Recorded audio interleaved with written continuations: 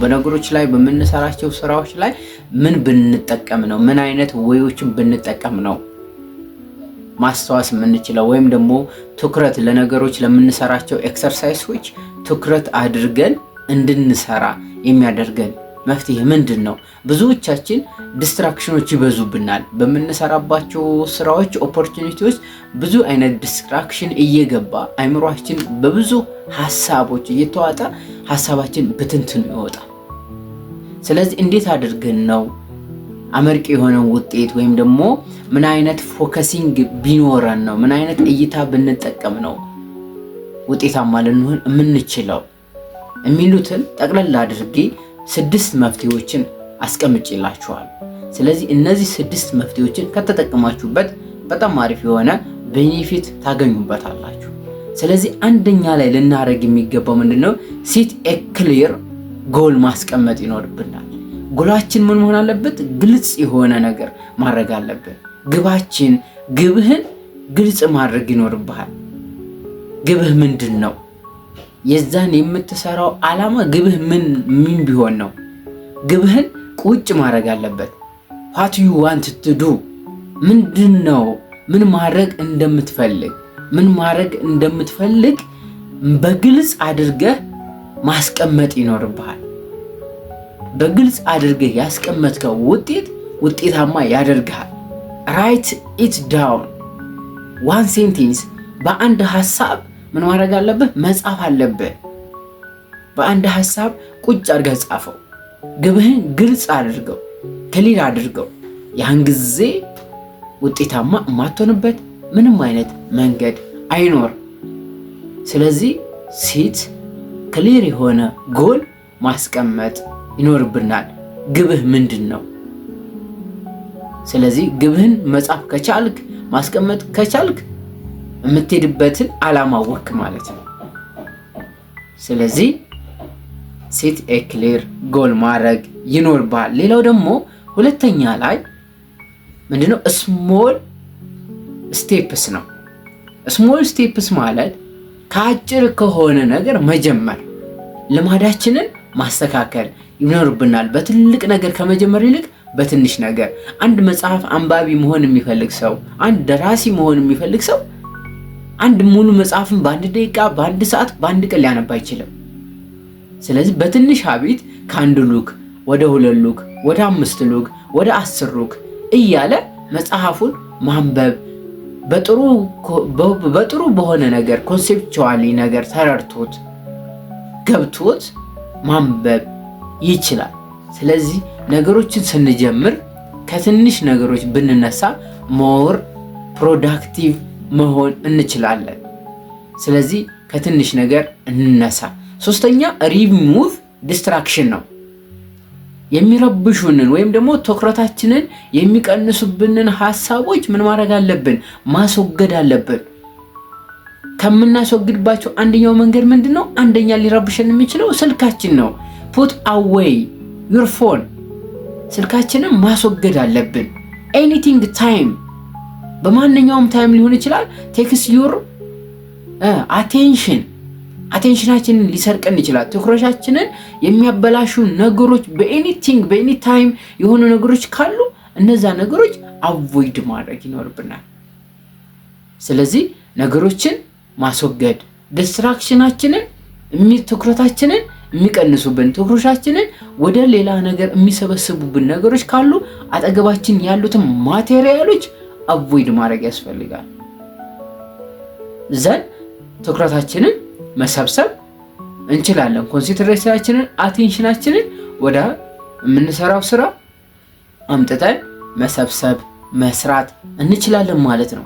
ስለዚህ ስልክ ብቻ አይደለም ሊረብሽ የሚለው፣ ጓደኛ ሊሆን ይችላል። በምናነብበት አካባቢ ላይ ማንበብ የማይፈልግ ጓደኛ ካለ አጠገባችን ላይ ብዙ ስራዎችን እየሰራን አጠገባችን ላይ ሊረብሹን፣ ሙዚቃ መክፈትም ሊሆን ይችላል። ብዙ ነገሮችን እኛን የሚረብሹን አቴንሽናችንን ወደኛ ማምጣት ማንችል ከሆነ፣ ሐሳባችን የሚበታተን ከሆነ፣ ፎከሲንግ ፖይንታችን በጣም የሚለያይ በጣም የሚራራቅ አይነት ከሆነ፣ ከምንሰራው ስራ በጣም የሚያርቀን ከሆነ አቮይድ ማድረግ ሪሙቭ ማድረግ ይጠበቅብናል። ስለዚህ ዲስትራክሽናችንን መቀነስ ማጥፋት ይኖርብናል ማለት ነው። አራተኛው ደግሞ ምንድነው? ዩዝ ታይም ብሎክስ ነው። ይህ ማለት ለምን ያህል ጊዜ እንደምትጠቀም ታይም ብሎክ ማድረግ አለብህ። ታይም ገደብ ማስቀመጥ አለብህ። ምሳሌ መጽሐፍ ስታነብ ሊሆን ይችላል፣ ስታጠና ሊሆን ይችላል። ለምን ያህል ደቂቃ ባነብ ነው? ለምን ያክል ባጠና? ካጠናሁ በኋላ ለምን ያክል ደቂቃ እረፍት ማድረግ አለብኝ የሚለው ምን ማድረግ አለብህ? ታይም ብሎክ ማድረግ አለብህ። ስለዚህ 25 ደቂቃ አንብበህ ሊሆን ይችላል። 25 ደቂቃ አቴንሽንህን ሰብስበህ ሊሆን ይችላል። ከዛ 5 ደቂቃ ለራስህ ሰጥተህ እንደገና መመለስ ሊሆን ይችላል።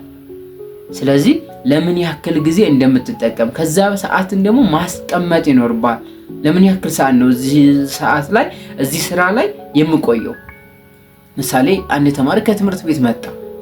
የቤት ስራ ይኖሩታል፣ ሆምወርኮች ይኖሩታል፣ አሳይመንቶች ሊኖሩ ይችላሉ፣ ወርክሽት ሊኖር ይችላል፣ ለቴስት መዘጋጀት ሊኖርበት ይችላል። ስለዚህ ለምን ያክል ጊዜ ነው በጥናት ላይ መቆየት አለብኝ? ለ2 ሰዓት ጊዜ መቆየት አለብኝ ካለ ይሄ ልጅ ለ2 ሰዓት የሚቆይ ከሆነ ምን ማድረግ አለበት? ታይም ብሎክ ማድረግ አለበት። አንድ ሰው ለ2 ሰዓት ያክል በተርታ ሊያነባ አይችልም። ኮንሰንትሬቱ በጣም ሊቆጣጠረው አይችልም። አቴንሽኑ በጣም በብዙ ነገሮች ሊሳብ ይችላል። ስለዚህ ማድረግ ያለበት ነገር ምንድነው?